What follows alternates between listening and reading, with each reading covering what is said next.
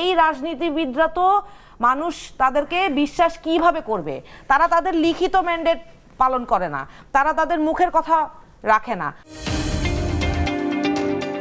গণভোট নিয়ে প্রশ্নটা আলাপ আলোচনা হচ্ছিল, আমরা কিন্তু চেয়েছিলাম যে যেই ফ্যাসিবাদী কাঠামো, যেই ফ্যাসিবাদী স্ট্রাকচারে এই সংবিধানটাকে পরিবর্তন করতে করতে সব রাজনৈতিক দলগুলো এক একজন স্বৈরাচারী হয়ে উঠেছে, তারা এটা কেন করেছে? কারণ সংবিধানটাকে পরিবর্তন করে তারা তাদের ক্ষমতাকে দীর্ঘায়িত করতে চেয়েছে।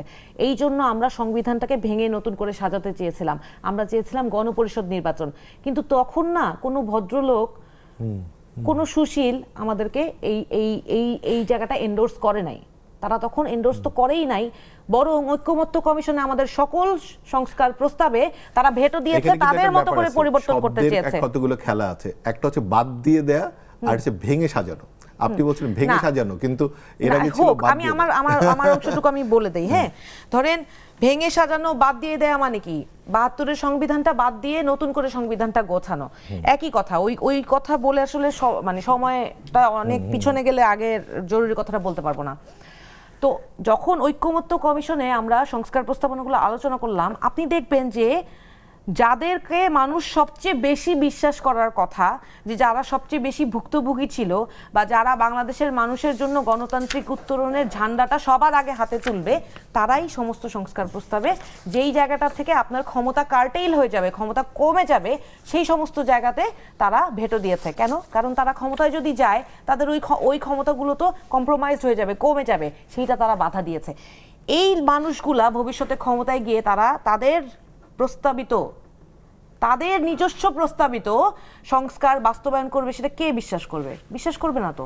এখন যেই কথাটা আসছে যে আপনি you can not bind the future parliament, বা ভবিষ্যতে যেই গণপরিষদ করা হবে, যেই ধরেন ৩০০ আসনে যারা জিতবে তারাই একটা গণপরিষদ করবে, এবং ১৮০ দিনের মধ্যে তারা সেটা বাস্তবায়ন করবে, এবং যদি হ্যাঁ যুক্ত হয়, সেই জয়যুক্ত হওয়ার ভিত্তিতে তাদেরকে সেটা বাস্তবায়ন করতে হবে। অবশ্যই করতে হবে, অবশ্যই করতে হবে। কারণ এই রাজনীতিবিদরা তো মানুষ তাদেরকে বিশ্বাস কিভাবে করবে?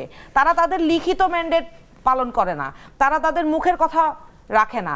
তারা যে ভবিষ্যতে যে উল্টে যাবে না এবং ক্ষমতা ধরে রাখার জন্য এই সমস্ত মানুষের সাথে প্রতারণা করবে না, তার তো কোনো বিশ্বাসযোগ্যতা নাই। ৫ বছর আপনি আবারও তাদেরকে পরিবর্তন করার জন্য আবারও 5 বছর বসে থাকতে হবে। সেই অপেক্ষা কেন করব?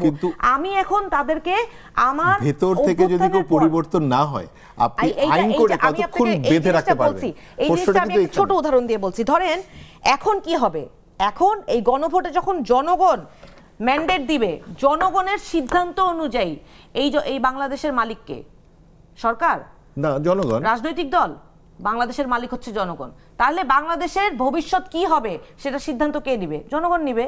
সুতরাং জনগণের সিদ্ধান্ত অনুযায়ী গণভোটে যেই সিদ্ধান্ত আসবে, ধরেন এখন আপনি ইন্টারেস্টিং ভাইয়ারা বলেন যদি না হয়, না হইলে এটা বাধ্য না, তারা তাদের নিজস্ব প্রস্তাবনা অনুযায়ী বা সংস্কার করবে, তখন মানুষ প্রশ্ন করতে পারবে যে তোমরা তো এই প্রস্তাব দিছিলা, তোমরা এটা বাস্তবায়ন করলা কি করলা না, সেইটা তখন আরেক প্রশ্ন হবে। এটা তখন রাজনৈতিক দলের কোটায় চলে যাবে। চ্যালেঞ্জ হতে পারে নানাভাবে, চ্যালেঞ্জ দুদিকেই আছে, কিন্তু এই মুহূর্তে জনগণের রায়টা হচ্ছে সবচেয়ে বেশি গুরুত্বপূর্ণ, এবং বাংলাদেশে যে ক্ষমতাটা অ্যাকচুয়াল মালিক হচ্ছে জনগণ, সেইটা তার কাছে ফিরিয়ে দেওয়াটা হচ্ছে গুরুত্বপূর্ণ।